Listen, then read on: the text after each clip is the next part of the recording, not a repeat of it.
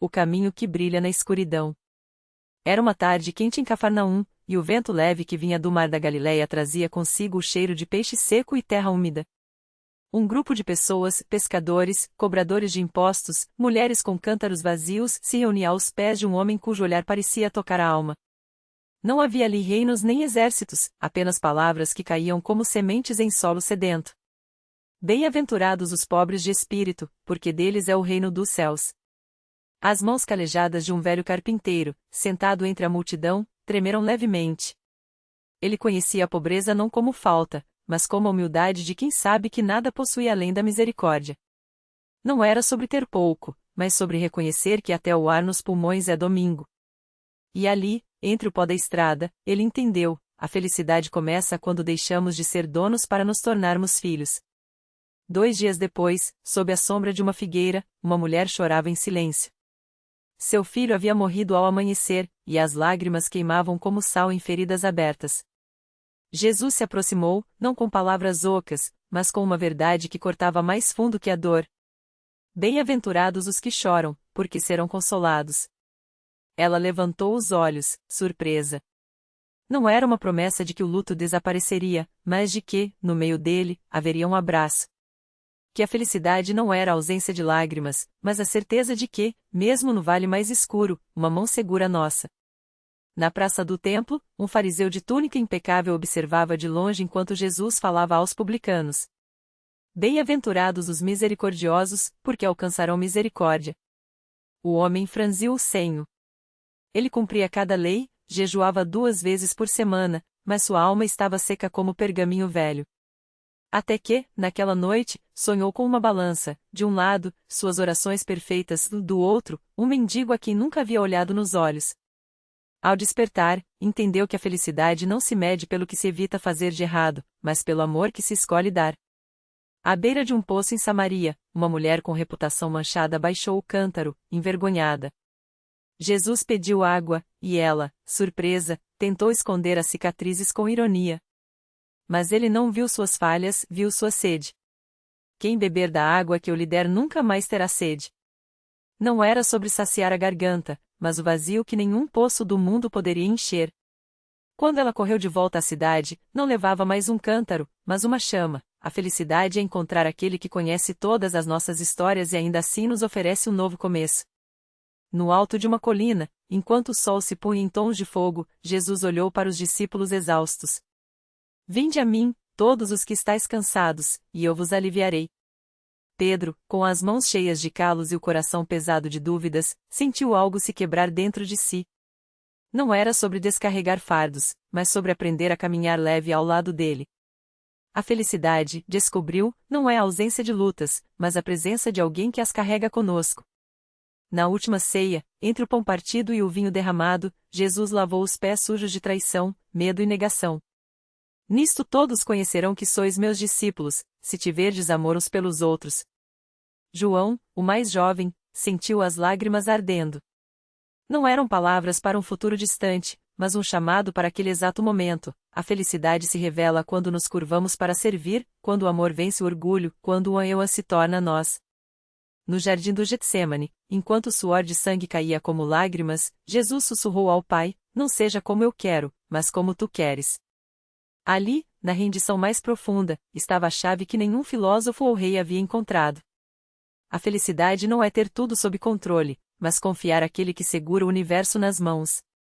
E quando a cruz se ergueu contra o céu cinzento, entre escárnio e dor, uma voz fraca ainda ecoou: Pai, perdoa-lhes, porque não sabem o que fazem.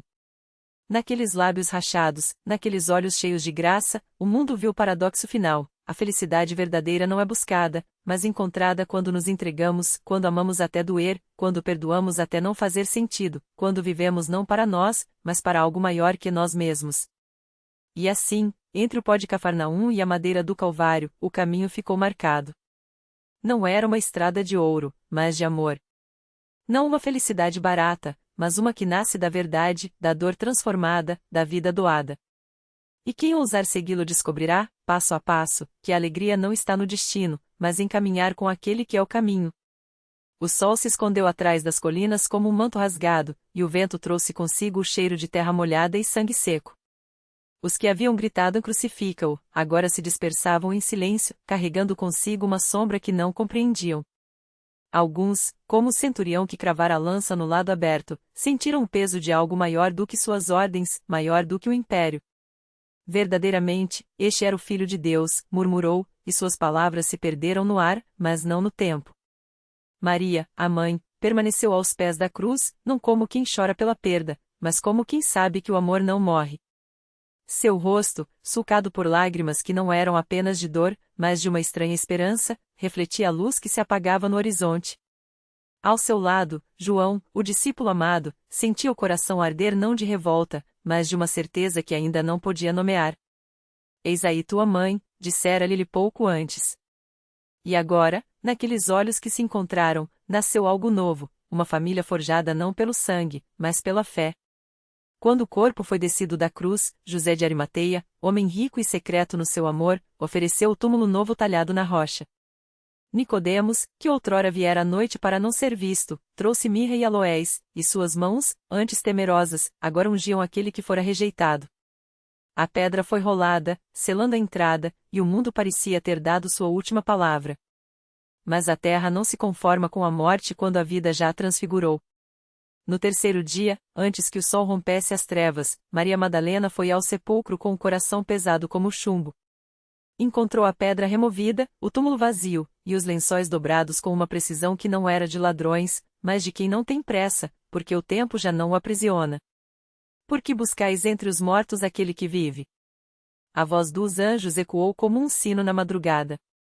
E então ele estava ali, não como um fantasma, mas como o jardineiro que cuida das flores antes que elas desabrochem. Maria. Uma só palavra, e ela o reconheceu. Não pela face, mas pelo modo como seu nome soava em sua voz, como uma promessa cumprida. Os discípulos, trancados pelo medo, ouviram o relato dela e, embora duvidassem, algo neles começou a tremer. Pedro e João correram, e o mais jovem, ao ver os panos no chão, creu.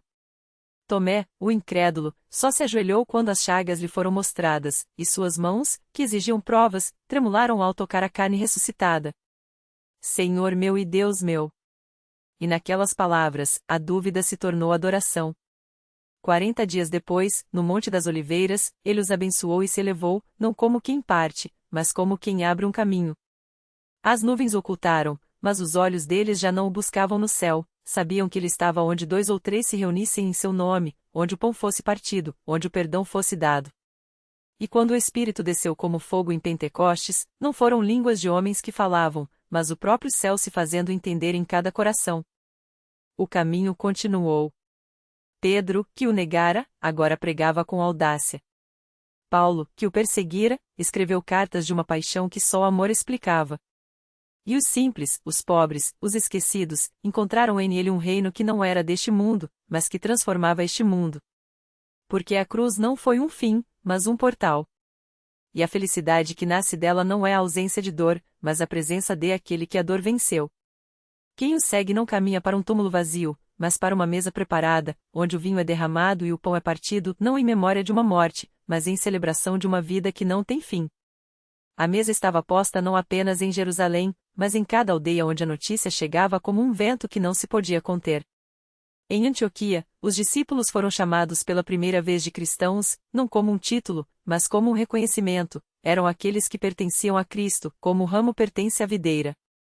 E a videira crescia, estendendo-se além das muralhas do templo, além das fronteiras de Israel, além até dos limites do império.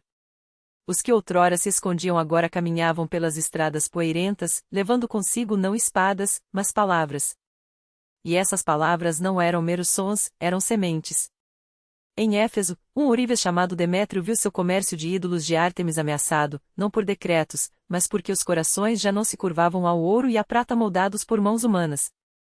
Em Filipos, uma mulher chamada Lídia, comerciante de púrpura, abriu sua casa não por obrigação, mas porque reconheceu naqueles homens algo que seu luxo nunca pudera comprar, uma paz que o mundo não conhecia. E assim, entre perseguições e milagres, entre traições e fidelidades, a boa nova se espalhava como fogo em palha seca. Não havia exército que a contivesse, porque não era uma conquista de terras, mas de almas. Não havia filosofia que a explicasse, porque não era um sistema de ideias, mas uma pessoa viva. Os sábios de Atenas, acostumados a debater nas agoras, ouviram Paulo falar de um Deus desconhecido e riram, mas alguns, como Dionísio e Dâmaris, não conseguiram esquecer aquelas palavras sobre um homem que ressuscitara e que um dia julgaria o mundo com justiça. Enquanto isso, em Roma, o próprio centro do poder, escravos e senadores, soldados e mulheres, começaram a se encontrar em catacumbas, não por medo, mas porque ali, na escuridão, a luz brilhava mais forte. Eles partiam o pão e contavam histórias de um carpinteiro que lavara os pés dos discípulos, de um mestre que perdoara seus algozes, de um rei que reinava de um trono feito de madeira e cravos.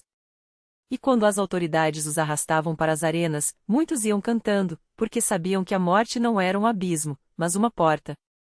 Os anos passaram, e o que começou como um murmúrio e um canto esquecido do império tornou-se um coro que nem mesmo as legiões podiam silenciar. Constantino viu uma cruz nos céus antes da batalha, e o mundo mudou de direção. Mosteiros brotaram nos desertos, onde homens e mulheres buscavam não fugir da vida, mas encontrá-la em sua forma mais pura. Catedrais ergueram-se como montanhas de pedra, não para abrigar Deus, mas para lembrar aos homens que o céu não estava tão distante assim.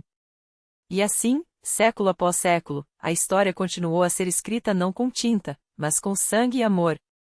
Porque a cruz não era apenas um símbolo, era uma promessa. E a promessa não era de que a dor desapareceria, mas de que, no meio dela, ele estaria lá, chamando cada um pelo nome, como fez com Maria no jardim, como faz ainda hoje, quando o mundo parece mais escuro do que a noite em que Judas o traiu. Porque a história não terminou no Gólgota. Ela apenas começou.